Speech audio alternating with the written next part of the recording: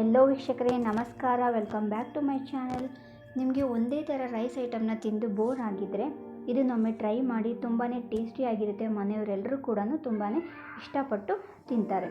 ನೀವಿನ್ನೂ ನನ್ನ ಚಾನಲ್ಗೆ ಸಬ್ಸ್ಕ್ರೈಬ್ ಆಗಿಲ್ಲ ಅಂದರೆ ಸಬ್ಸ್ಕ್ರೈಬ್ ಮಾಡ್ಕೊಳ್ಳಿ, ಹಾಗೆ ಬೆಲ್ ಬಟನ್ನ ಕ್ಲಿಕ್ ಮಾಡಿ. ಬನ್ನಿ ಹೇಗೆ ಮಾಡೋದು ಅಂತ ನೋಡೋಣ. ಮೊದಲೇದಾಗಿ ಆಯಿಲ್ ಬಿಸಿ ಮಾಡ್ಕೊಂಡು ಅದಕ್ಕೆ ಸಾಸಿವೆ, ಜೀರಿಗೆ ಹಾಗೆ ಹಸಿಮೆಣ್ಸಿಕಾಯಿ ಸೇರಿಸ್ಕೊಂಡಿದ್ದೀನಿ. ಇದನ್ನು ಚೆನ್ನಾಗಿ ಫ್ರೈ ಮಾಡಬೇಕು.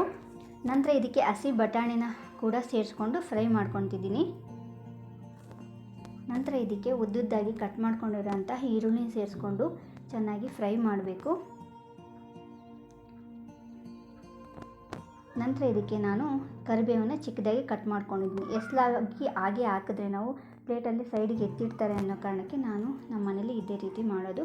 ಹಾಗೆ ನಾನು ಇಲ್ಲಿ ಟೊಮೊಟೊ ಸೇರಿಸ್ಕೊಂಡಿದ್ದೀನಿ. ಇದೆಲ್ಲ ಚೆನ್ನಾಗಿ ಫ್ರೈ ಆಗಬೇಕು. ನಂತರ ಇದಕ್ಕೆ ಶುಂಠಿ ಬೆಳ್ಳುಳ್ಳಿ ಪೇಸ್ಟ್ನ ಸೇರಿಸ್ಕೊಂಡು ಇದನ್ನು ಹಸಿ ವಾಸನೆ ಹೋಗೋವರೆಗೂ 1 ನಿಮಿಷದವರೆಗೂ ಫ್ರೈ ಮಾಡಬೇಕು.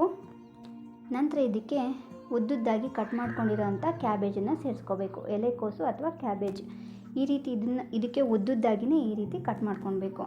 ನಂತರ ಇದಕ್ಕೆ ಉಪ್ಪನ್ನು ಸೇರಿಸ್ಕೋಬೇಕು.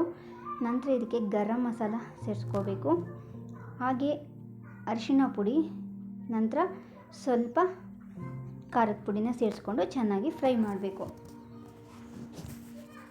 ಈ ರೀತಿ ಫ್ರೈ ಆದ ನಂತರ ಮೊದಲೇ ನಾವು ಅನ್ನನ ಮಾಡಿಟ್ಕೊಂಡಿರಬೇಕು.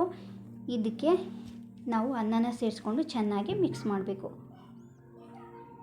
ಈ ರೀತಿ ಚೆನ್ನಾಗಿ ಮಿಕ್ಸ್ ಮಾಡ್ಕೋಬೇಕು. ನಾನು ಇದಕ್ಕೆ ಕಾಯಿ ತುರಿನೇ ಹಾಕಿದ್ದೀನಿ. ಇದು ಆಪ್ಷನಲ್, ಬೇಕಿದ್ದರೆ ಹಾಕ್ಕೋಬೋದು, ಇಲ್ಲಾಂದರೆ ಇಲ್ಲ. ಇದು ತುಂಬಾ ಟೇಸ್ಟಿಯಾಗಿರುತ್ತೆ. ಒಮ್ಮೆ ಟ್ರೈ ಮಾಡಿ ಹೇಗೆ ಬಂತು ಅಂತ ನನಗೆ ತಿಳಿಸಿ. Thanks for watching. ಮತ್ತೆ ನೆಕ್ಸ್ಟ್ ರೆಸಿಪಿಯೊಂದಿಗೆ ಸಿಗ್ತೀನಿ ಅಂತ ಹೇಳ್ತಾ ಬಾಯ್.